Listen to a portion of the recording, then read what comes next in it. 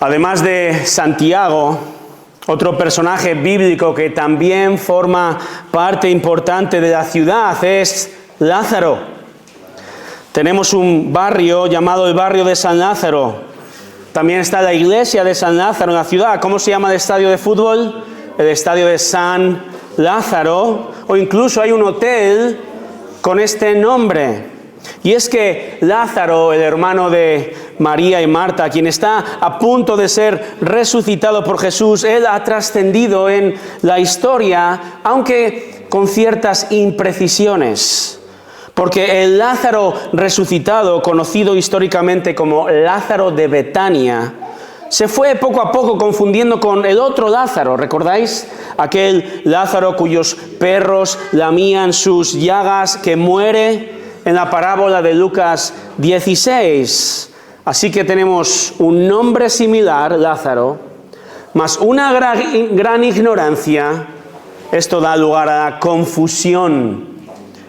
Confusión que dura hasta hoy, ya que para la Iglesia Católica Romana, Lázaro se ha convertido en patrón y protector de pobres y enfermos. Y existen un gran número de oraciones a San Lázaro.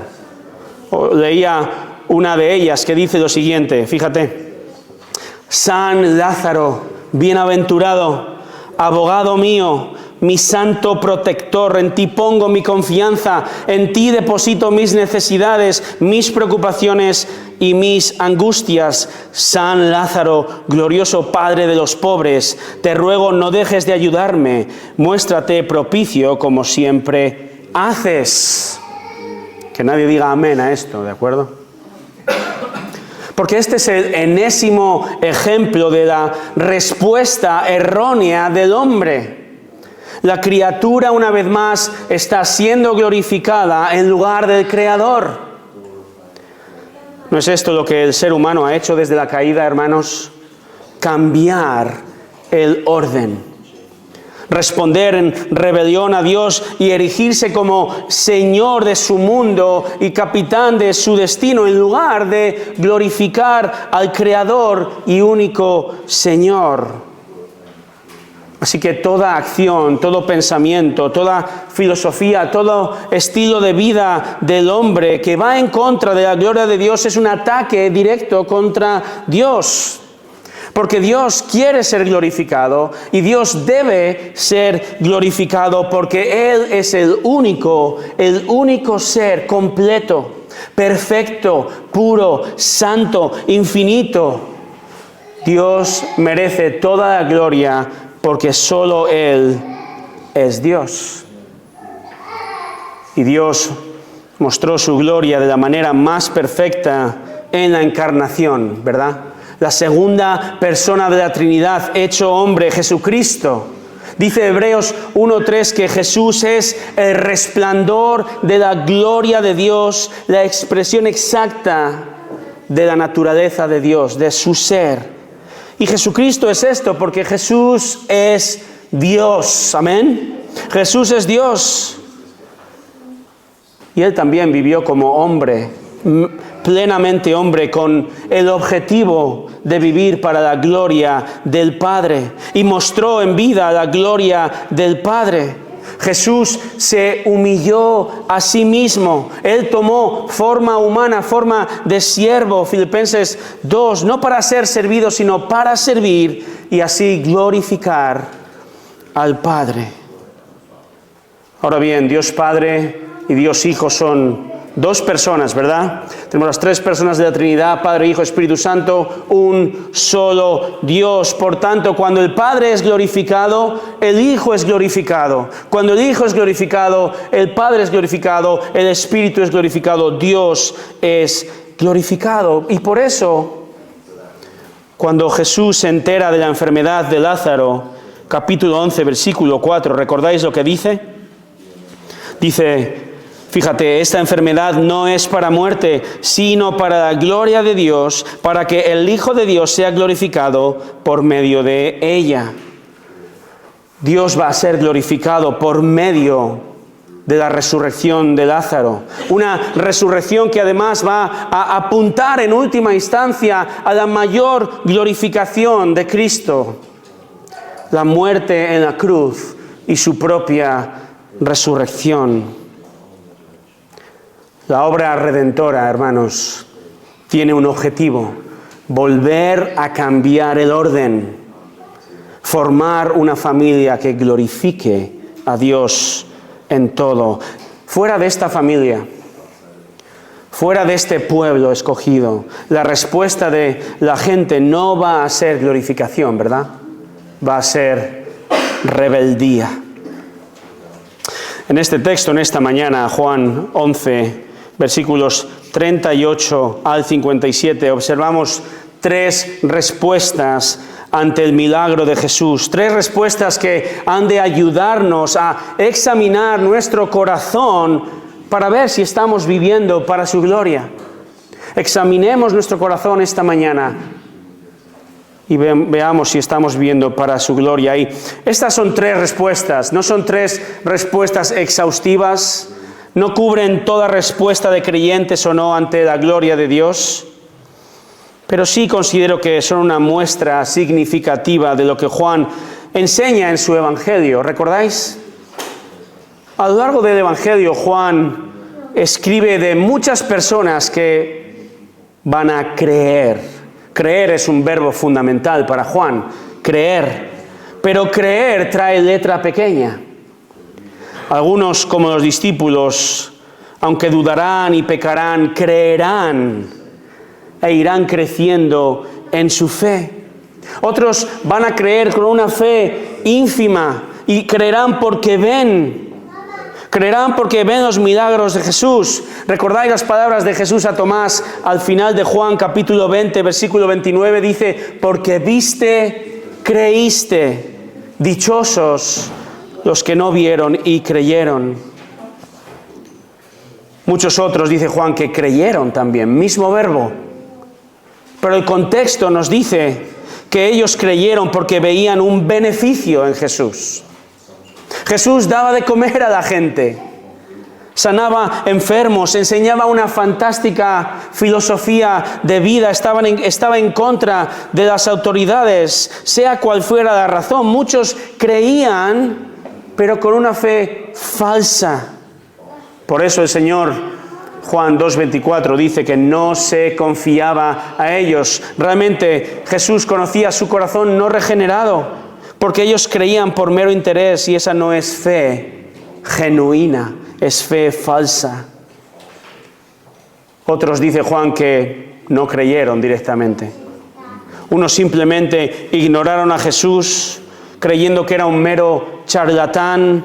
Otros, como vamos a ver, van a ser claramente activos en su odio contra Cristo y rechazarle. Solo unos pocos responden en verdadera glorificación a Dios. Vamos a ver la primera respuesta entonces. Es la respuesta de Marta, versículos 38 al 44. Vamos a leer 38 al 40. Fíjate. Entonces Jesús, versículo 38, de nuevo, profundamente conmovido en su interior, fue al sepulcro. Era una cueva y tenía una piedra puesta sobre ella. Jesús dijo, quitad la piedra. Marta, hermana del que había muerto, le dijo, Señor, ya hiede, porque hace 4 días que murió. Jesús le dijo, ¿no te dije que si crees verás la gloria de Dios? Si recordáis, la semana pasada observamos cómo Lázaro y sus hermanas Marta y María son una familia profundamente amada por Cristo. Y también veíamos muy asombrados que debido al amor de Cristo por ellos, en lugar de sanarle instantáneamente, de resucitarle, Jesús esperó 2 días más. Juan capítulo 11, versículo 6. ¿Por qué esperó Jesús? Él esperó a que Lázaro muriera. Esperó a que Marta y María pasasen por esta dura prueba.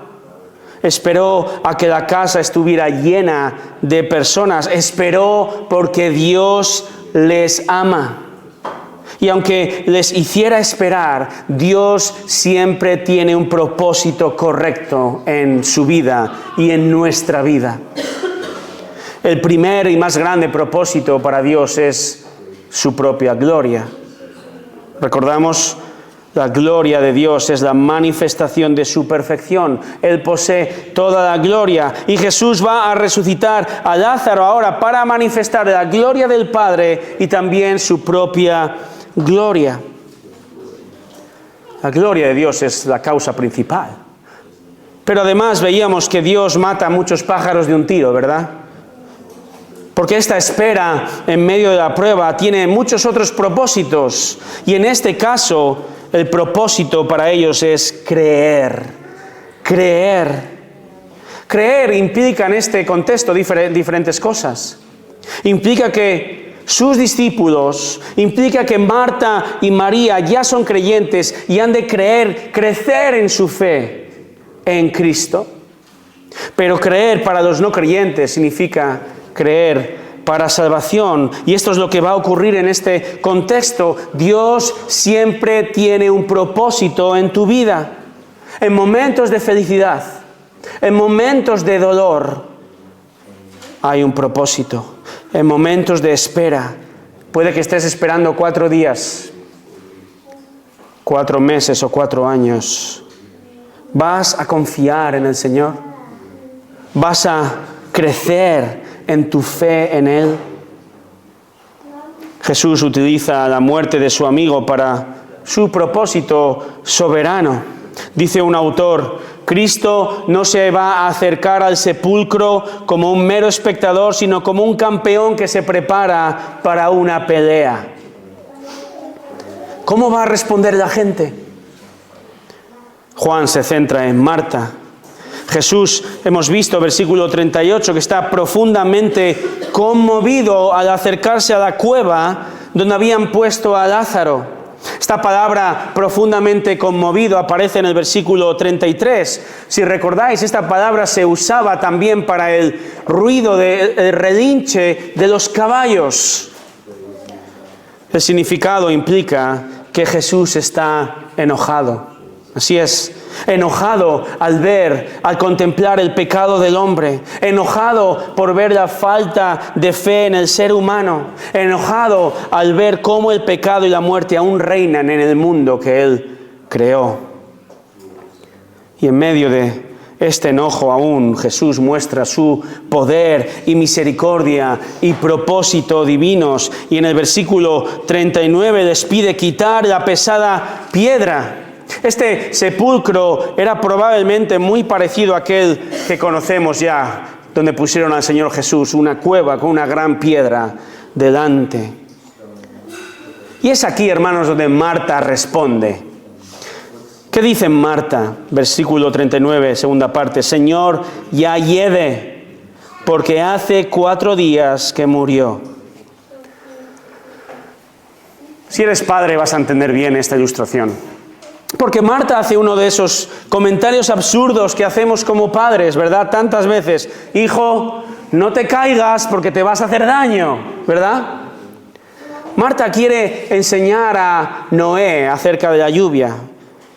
Marta quiere enseñar al Creador acerca de las leyes físicas de la creación.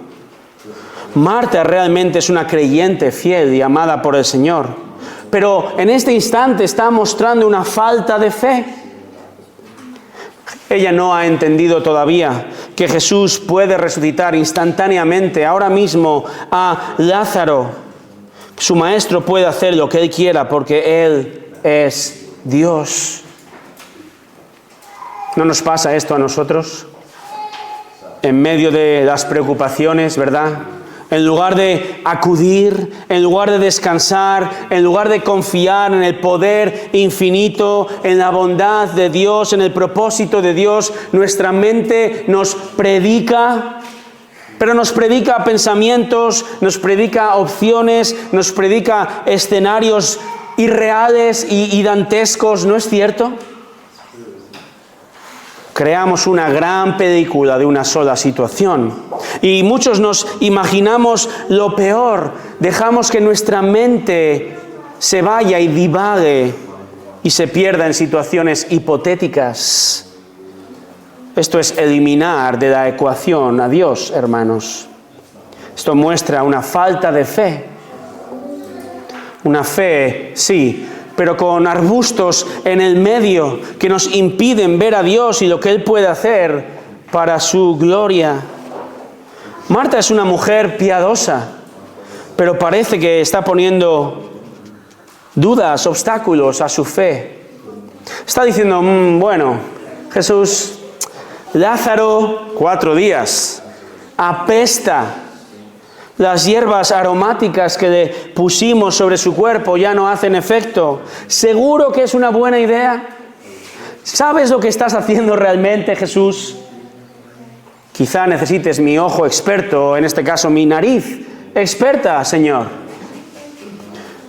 Pero tanto ella, hermanos, como nosotros debemos responder día tras día, momento tras momento, y hemos de dejar que Dios opere en nuestra mente, en nuestro corazón, desde su palabra, desde la verdad, en el poder del Espíritu Santo. Hermanos, tenemos un Dios infinitamente poderoso, un Padre amoroso, perfectamente capaz, constantemente bueno, plenamente suficiente para mostrar su gloria en tu vida. ¿Crees esto realmente? ¿Crees esto? Si lo crees, responde dando gloria por medio de tu confianza en Él. No pongas trabas, no pongas dudas ante el Señor. Jesús entonces amonesta a Marta, que le dice, versículo 40, ¿no te dije que si crees verás la gloria de Dios? Juan no recoge estas palabras específicas a Marta, pero Jesús sí ha dicho algo importante en estos días. Versículos 25 y 26, yo soy la resurrección y la vida. Capítulo 11, versículo 4, esta enfermedad es para la gloria de Dios y mi gloria. Muchos van a observar un milagro increíble. Quizá van a asombrarse tremendamente, seguro. Muchos vieron salir a Lázaro de la tumba, pero nunca vieron la gloria de Dios. Pero Marta, si cree, ella sí verá la gloria de Dios. Y esta es una gran diferencia, porque la gente en general, los simpatizantes, pueden observar y admirarse incluso de las obras de Dios. Leer la Biblia y decir, wow, Dios es increíble. Pero solo un cristiano da gloria a Dios por sus obras. Y hermanos, qué increíble milagro vamos a ver ahora. Fíjate versículos 41 al 44. Entonces dice el texto, quitaron la piedra. Jesús alzó los ojos en lo alto y dijo, Padre, te doy gracias porque me has oído. Yo sabía que siempre me oyes, pero lo dije por causa de la multitud que me rodea, para que crean que tú me has enviado. Habiendo dicho esto, gritó con fuerte voz, Lázaro, ven fuera. Y el que había muerto salió, los pies y las manos atados con vendas y el rostro envuelto en un sudario. Jesús les dijo, desatadlo y dejadlo ir. Jesús da gracias a Dios, ¿verdad?, por su oración oída. Y Jesús expresa gratitud en voz alta. ¿Por qué? Él quiere que la gente escuche. Hay cientos de testigos y Jesús quiere que ellos oigan la gratitud a Dios. El Antiguo Testamento nos dice, Isaías 8:19, que los medium, los adivinos, susurraban y murmuraban sus encantamientos. Pero Jesús es sumamente claro y abierto. Él ha sido enviado por Dios, Él hace las obras de Dios y Él ahora da gracias a Dios en voz alta para darle toda la gloria a Dios Padre. Y por eso Jesús también dice en voz fuerte, Lázaro, ven fuera. Alguien dijo una vez, si Jesús no hubiese gritado específicamente el nombre de Lázaro, todas las tumbas del mundo se hubieran abierto. Hermanos, Jesús no necesita gritar nada, ¿verdad? Pero de nuevo lo hace para mostrar y para mostrar a la gente el poder de Dios. Por eso llama a Lázaro con voz fuerte, tras 4 días muerto. ¿Te imaginas el espectáculo?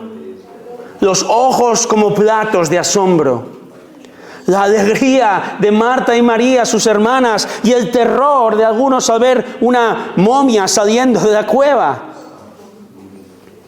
Pero aquí está la maestría de Juan escribiendo, hermanos. Porque Juan escribe para la gloria de Dios, para que creamos en Cristo. Y entonces Cristo es el centro de la historia, no es Lázaro. Juan no escribe para el entretenimiento del público, porque fíjate cómo acaba la escena. Versículo 44, Jesús dice, desatadlo y dejadlo ir. Así termina. No hay más pompa y circunstancia. No es como estos servicios de sanidades, ¿verdad? No. Ni a Jesús ni a Juan les interesa mucho que la gente se haga muchas preguntas, que seguro que las habría. ¿Dónde estuvo Lázaro esos 4 días, verdad? Mi hijo me preguntó el otro día eso. O le preguntarían, ¿qué sentiste, Lázaro? ¿O sigues oliendo mal? No. El interés de Jesús y el interés de Juan, la respuesta suya es que Dios sea el centro y sea glorificado en esta escena. El Señor quiere que le miremos a Él. Él es el centro de nuestra existencia. Él es el centro de la escena. Entonces darás gloria a Dios cuando Él sea el centro de tu vida. Cuando pongas tu mirada en Cristo y su palabra continuamente. Hace un par de años, para mi cumpleaños, o hace un año, uno de mis hijos me regaló un cuadro que me encanta. Es un precioso cuadro de la escena de Pedro andando sobre el mar ante Jesús. ¿Recordáis la escena? Mateo 14. ¿Qué ocurrió? Cuando Pedro miró y creyó a Cristo, ¿qué hizo? Anduvo sobre el agua, ¿verdad? Pero cuando comenzó a ser consciente de la tormenta en que se encontraba, ¿qué ocurrió? Comenzó a hundirse. De la misma manera, hermanos, cuando nosotros miramos nuestras circunstancias, cuando miramos alrededor, nuestra fe puede tambalearse.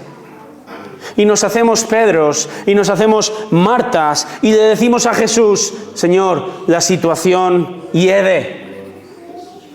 ¿Te he hecho una mano para ayudarme? Porque ya deberías haberme ayudado. Llevo días en esta situación. Ten confianza. Ten paciencia. Deja de hacer a Dios pequeño. Descansa en su verdad, en su carácter, en su gloria. Examina tu corazón y pon a Dios en el centro de tu situación. Respondamos, hermanos, con una fe que crece y que le da gloria. Estamos viendo 3 respuestas ante el milagro de Jesús que nos van a ayudar a examinar nuestro corazón para ver si estamos viviendo para su gloria. Hemos visto la respuesta de Marta. Vamos a ver ahora la respuesta número 2. Respuesta de los judíos, o de algunos judíos al menos. Versículos 45 y 46. Y es automático en Juan. Después de cada milagro se suscita una división entre la gente. Esto es lo que va a ocurrir ahora. Versículo 45 dice: por esto muchos de los judíos que habían venido a ver a María y vieron lo que Jesús había hecho, creyeron en él. Muchos observan este increíble milagro y Juan dice que creyeron en él.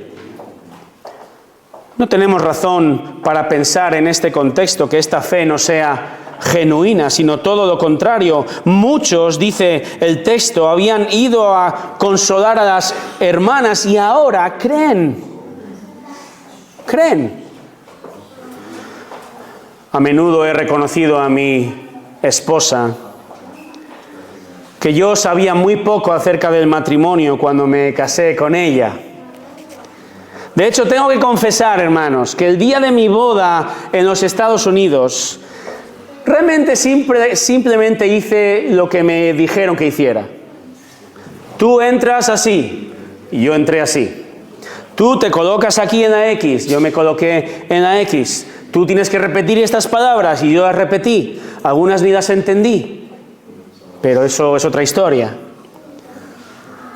Así es, creo que por eso un mes después me casé con mi esposa por segunda vez aquí en España para asegurarme por partida doble de mi matrimonio. Así que para mi vergüenza y alabanza de mi sufrida esposa, sí, comencé mi etapa matrimonial con gran ignorancia de las implicaciones y responsabilidades del matrimonio. Y eso es un poco lo que está ocurriendo aquí. Y eso es un poco lo que nos ha pasado a muchos de nosotros, ¿verdad? Cuando el Señor nos salvó, ¿verdad? Nuestro conocimiento y nuestra fe son raquíticos, pequeñísimos. Nuestro entendimiento del Evangelio es de aprobado, raspado, ¿verdad? Así ocurrió con estas personas. Así ocurrió con los propios discípulos. En Juan 1, recordáis, hace un año, encontramos a Andrés, a Pedro, a Felipe, a Natanael, sí, siendo salvos por Cristo, pero con una fe y un conocimiento tan pequeños. Ahí es donde entra la paciencia de nuestro Señor. Y Juan lo demuestra en su Evangelio, porque este Evangelio y el resto de los Evangelios narran cómo el Señor Jesús pacientemente discipula para que ellos crezcan en su fe. Por eso, de nuevo, capítulo 11, versículo 5. Lázaro ha muerto y por causa de vosotros me alegro de no haber estado allí. ¿Por qué? Para que creáis. De nuevo, ellos ya eran creyentes, pero necesitaban crecer en su fe en Cristo, necesitaban crecer y perseverar en la fe y vivir para su gloria. Así es con nosotros, hermanos. Cristo no está entre nosotros en carne y hueso, pero su voluntad revelada, su palabra, pero su Espíritu Santo está con nosotros, en medio de su iglesia. Por eso es tan importante ser parte de una iglesia que enseñe la palabra de Dios. Es fundamental, hermanos, ser parte de una iglesia que predica el Evangelio y enseña todo el consejo de Dios. ¿Para qué? Para hacer nuevos discípulos de Cristo y también para que esos discípulos vayan creciendo en semejanza a Cristo. No podemos quedarnos en un mero ABC, sino que todos juntos, dice Efesios 4:15, hemos de crecer en todos los aspectos en aquel que es la cabeza, en Cristo. Somos llamados a crecer en nuestro conocimiento de Él para así vivir más y mejor para su gloria. Entonces, de nuevo te pregunto, examina tu corazón. Piensa en lo siguiente. ¿Estoy creciendo en mi conocimiento de la palabra? ¿Estoy creciendo en mi fe? ¿Estoy viviendo para la gloria de Dios? Haz esta pregunta. Como dijimos, Jesús suscita división. Y Juan acaba de mostrar a judíos que creyeron con una fe pequeñísima, pero creyeron. Pero también Juan nos muestra cómo algunos de estos judíos que aparentemente creyeron, inmediatamente se va a mostrar la falsedad de su fe. Versículo 46. Pero algunos de ellos fueron a los fariseos y les contaron lo que Jesús había hecho. Algunos judíos creyeron con fe débil, así es. Pero otros judíos muestran su rechazo contra Cristo y por eso acuden a los religiosos. Estamos viendo 3 respuestas ante el milagro de Jesús que nos van a ayudar a examinar nuestro corazón y para ver si estás realmente viviendo para la gloria de Dios. Hemos visto a Marta, una creyente fiel, pero que duda. Hemos observado la respuesta de nuevos y débiles creyentes.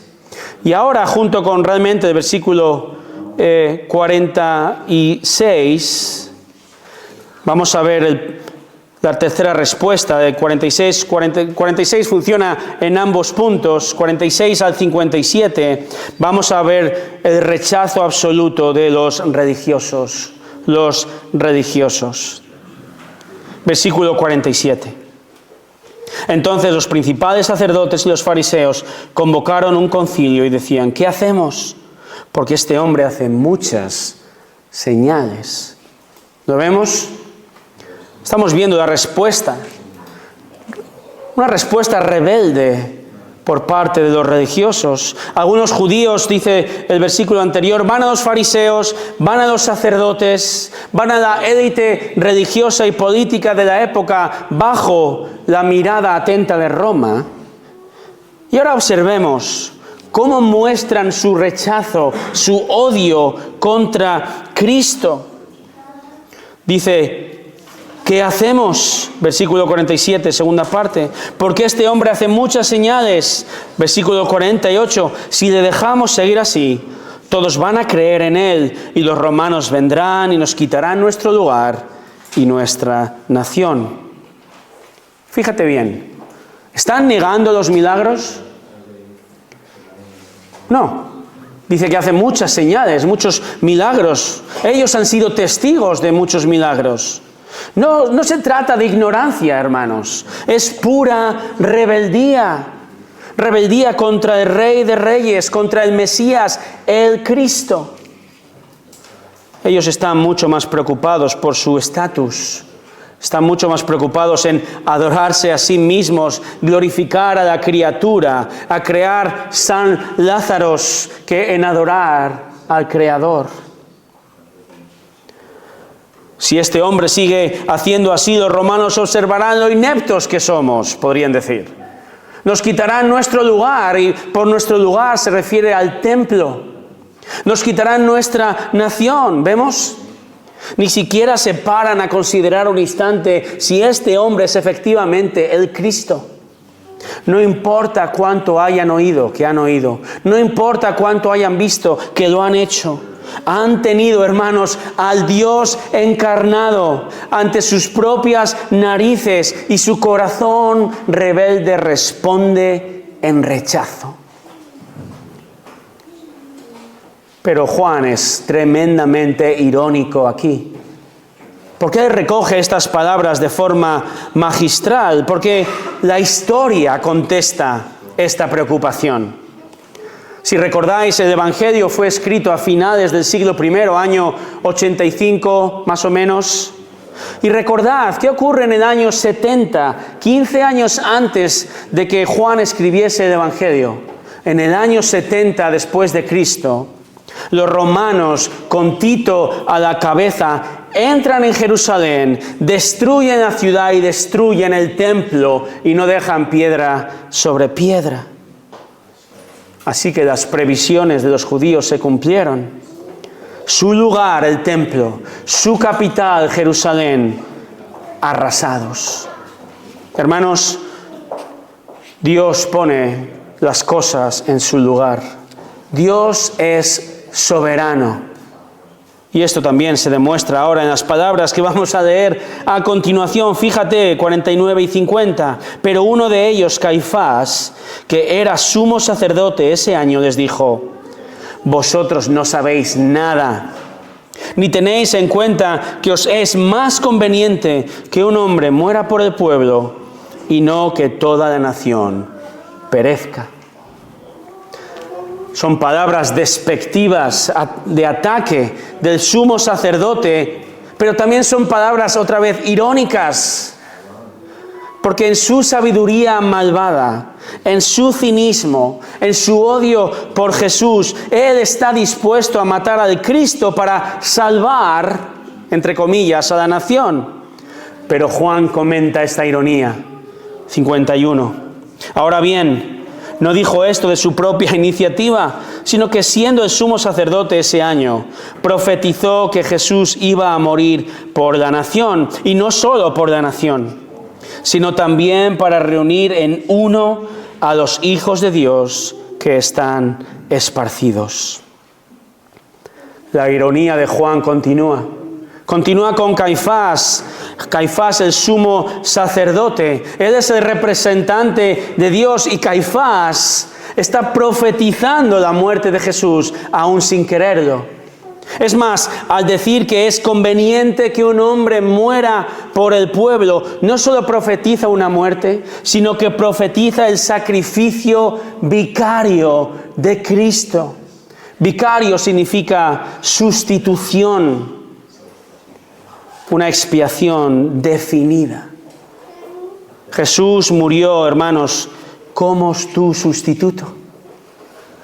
Sustituto no solo de los judíos creyentes, sino también sustituto, como dice el texto, de todos los hijos de Dios esparcidos a lo largo y ancho del mundo, judíos y gentiles, en todo tiempo, en todo lugar.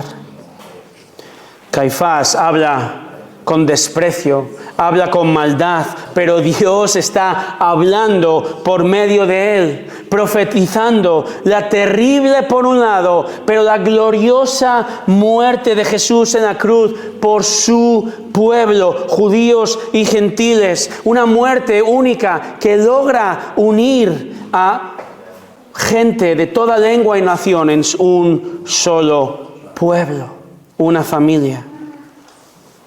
Una vez más podemos decir, como dijo José, ¿verdad? En Génesis 50, los hombres pensaron hacer mal, pero Dios lo tornó en bien, en el mayor bien posible. Los religiosos están planeando la solución para la nación de Israel, pero Dios tiene un propósito mayor para su gloria. Dios ha planeado la muerte del Hijo desde la eternidad como la solución a la condenación, como la solución al infierno eterno del hombre. La muerte sustitutoria de Cristo por todos los pecados de su pueblo. Pedro en Hechos 2:23 dice que Jesús, entregado por el plan predeterminado y el previo conocimiento de Dios, dice que le clavasteis en una cruz por manos de impíos y le matasteis. Lo que fue una terrible muerte implica una gloriosa verdad. Y si tú no conoces esta verdad, y si tú no has creído, no has entendido el Evangelio, el Señor te pide ahora que creas en Él. Jesús vino a este mundo, el Dios hecho hombre y plenamente Dios, que vivió una vida perfecta, pero murió en sustitución, en lugar de pecadores como nosotros. ¿Has creído esta verdad? ¿Te has arrepentido de tu pecado? ¿O simplemente has oído? ¿O vas a la iglesia y tienes cierto interés? ¿O hay gente muy maja? ¿O te parece que pasas un buen tiempo, pero realmente no has pensado en tu corazón? ¿No has respondido para la gloria de Dios? ¿Has entendido el Evangelio? El Señor te pide ahora que creas en Él para salvación. Este milagro, hermanos, de Lázaro es la gota que colma el vaso para los judíos. A ellos no les importa el Dios encarnado. A ellos no les importa realmente el Mesías. Así que fíjate, versículo 53. Así que desde ese día planearon entre sí para matarle. Ya está decidido. Este hombre va a morir. Esto es lo mejor para sus aspiraciones políticas y sociales, según ellos. Jesús ya ha sido condenado por ellos en esta reunión del Sanedrín. El juicio posterior con Pilato, todo eso es un paripé, es una farsa. Esta es la terrible, hermanos, la degenerada, la rebelde, la odiosa respuesta de estos hombres ante el glorioso Señor. Y el Señor realmente responde aquí, versículo 54 al 57. Fíjate, por eso Jesús ya no andaba públicamente entre los judíos, sino que se fue de allí a la región cerca del desierto, a una ciudad llamada Efraín, y se quedó allí con los discípulos. Y estaba cerca la Pascua de los judíos, y muchos de la región subieron a Jerusalén antes de la Pascua para purificarse. Entonces buscaban a Jesús, y estando ellos en el templo se decían unos a otros: ¿qué os parece? ¿Que no vendrá a la fiesta? Y los principales sacerdotes y los fariseos habían dado órdenes de que si alguien sabía dónde estaba Jesús, diera aviso para que le prendieran. Jesús decide apartarse a Efraín, una ciudad a unos 20 kilómetros al norte de Jerusalén. Allí Jesús descansa, pasa tiempo con sus discípulos antes de la traca final. Una semana de la pasión que ocurre en este contexto de la Pascua judía, alrededor de nuestro mes de marzo. Esta Pascua va a ser la tercera y última Pascua de nuestro Señor Jesús en la tierra. Ese momento está a punto de llegar. Por eso dice el versículo 55 que mucha gente sube a Jerusalén para purificarse en obediencia a la ley. Es interesante cómo un comentarista expresa esto. Es extremadamente irónico que el pueblo se purificara celosamente mientras sus líderes se habían manchado porque tramaron de modo implacable la muerte del Inmaculado Hijo de Dios. Jerusalén es un hervidero de gente. 1 millón de personas o más se va a congregar en esta Pascua. Jesús y este último milagro ahora ya está en boca de todos. Jesús realmente es una atracción turística para muchos en la ciudad, pero por las razones equivocadas. De hecho, versículo 57 nos dice que los religiosos dice que dieran aviso para que le prendieran. Jesús está en busca y captura. Y la mayoría no busca a Jesús porque cree en Él, sino que busca a Jesús realmente con palomitas en la mano. Muchos purificados desean contemplar con morbo este conflicto entre Jesús y las autoridades. Es realmente triste, porque podemos rechazar radicalmente, vehementemente a unos religiosos que quieren matar a Jesús, ¿verdad? Lo hacemos. Nunca se nos ocurriría tal cosa, podemos pensar. Y realmente, si eres creyente y tienes el Espíritu Santo en ti, ciertamente amas a Jesús. Pero quizá, hermanos, a veces respondamos un poco como estos otros judíos que se purifican externamente, pero en su interior no hay verdadera adoración. A menudo, aún como creyentes, ¿verdad?, traemos nuestra mejor cara.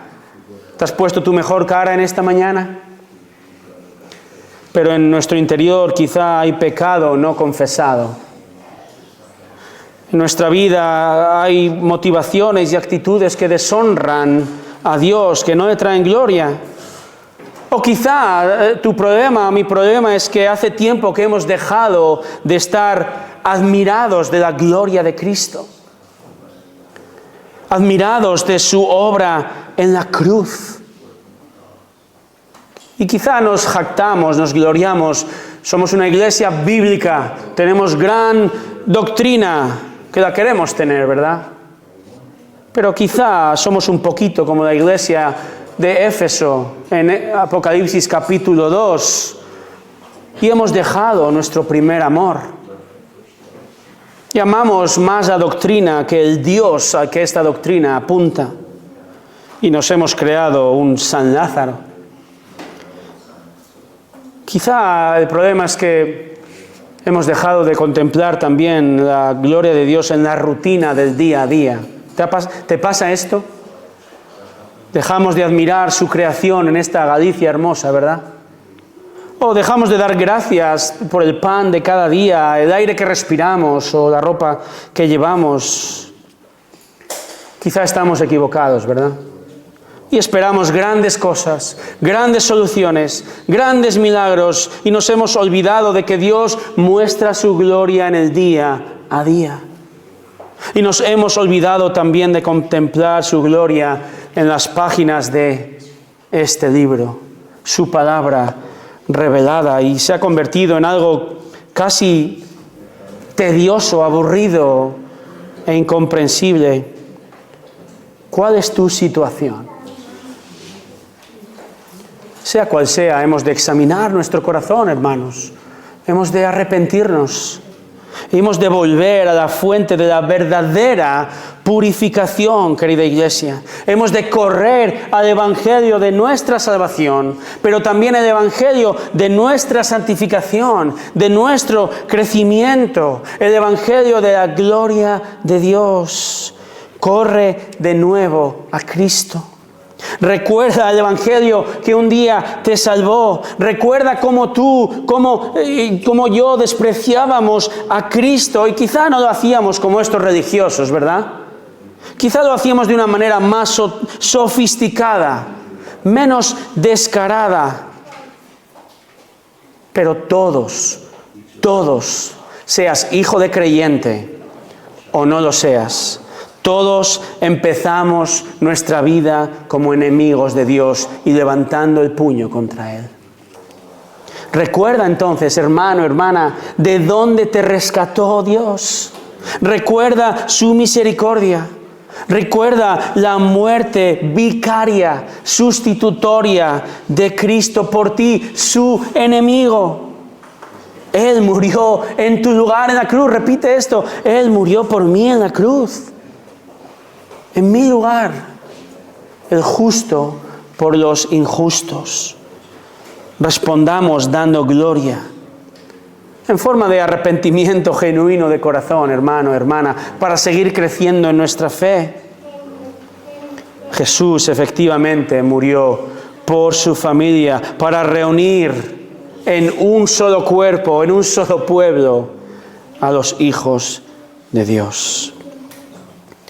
El milagro de Lázaro, hermanos, supone el séptimo milagro que narra Juan.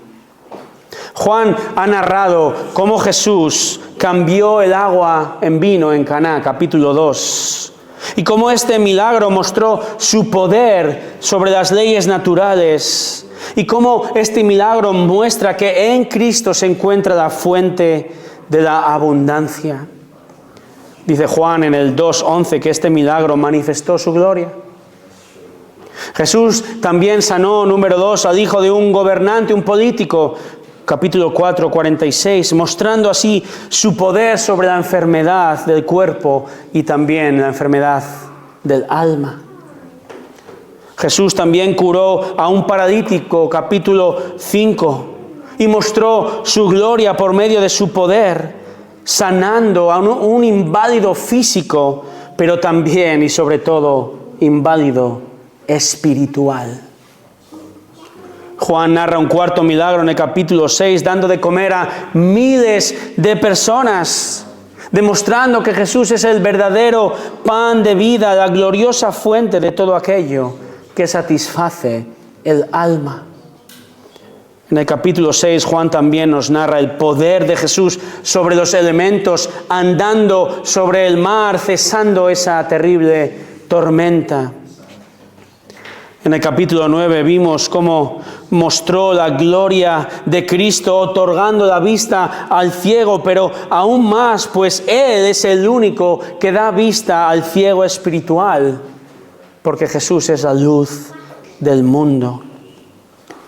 Así hasta la séptima señal, el milagro de la resurrección de Lázaro, porque Jesús y solo Él es la resurrección y la vida.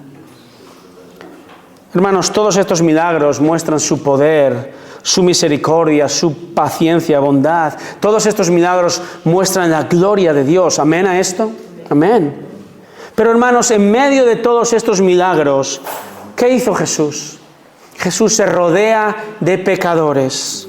Jesús enseña por medio de parábolas. Jesús anda kilómetro tras kilómetro en Israel proclamando el mensaje de salvación, confrontando a los enemigos, pasando tiempo con los discípulos, y todo esto también muestra su gloria.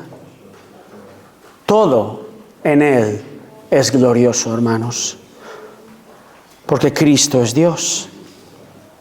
¿Cómo vas a responder? Alguien dijo una vez a John Bunyan, el autor del Progreso del Peregrino, le dijo: hoy ha predicado usted un fantástico sermón. Bunyan respondió: llegas demasiado tarde. El diablo me dijo eso antes de que abandonara el púlpito. Satanás es experto, y nosotros somos expertos en robar la gloria de Dios. Creamos San Lázaros y Santiagos cada día. Y a veces, hermanos, correremos el riesgo de dudar de Dios, ¿verdad? Como vimos. Vamos a correr el riesgo de empequeñecerle, de intentar ayudarle en medio de nuestras circunstancias como Marta. De aún, hermanos, con años en la fe, el peligro es que tengamos una fe que no crece, que solo cree lo que ve, que no confía verdaderamente en la verdad como los judíos. O quizá, hermanos, aún como creyentes, minimicemos la gloria de Dios porque estamos absortos, engatusados con nuestra doctrina y con nuestras tradiciones. O quizá permitiendo un pecado en nuestra vida, aunque pongamos una buena y santificada y purificada cara y una actitud correcta ante los demás, sea lo que sea, responde hoy examinando tu corazón y desechando todo aquello que no trae gloria a Dios. Iglesia, nuestra respuesta ante la gloria de Dios ha de ser la de admiración y fe creciente y gozo y obediencia cada día, no importan las circunstancias en las que tú te encuentres, sean buenas o sean malas, porque nuestra razón de vivir suprema es única y exclusivamente la gloria de nuestro Salvador. Amén. Oremos. A ti la gloria. Oh Señor, perdónanos. Tenemos ojos que ven muy cerca. Somos miopes espirituales. Y nos centramos tanto en nuestras circunstancias. Y aún leemos tu palabra centrados en nosotros mismos.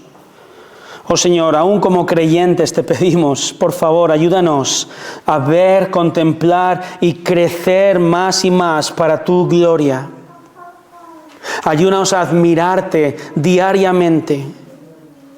Ayúdanos a crecer en el conocimiento de tu palabra que apunta a ti. No nos quedemos en la mera doctrina.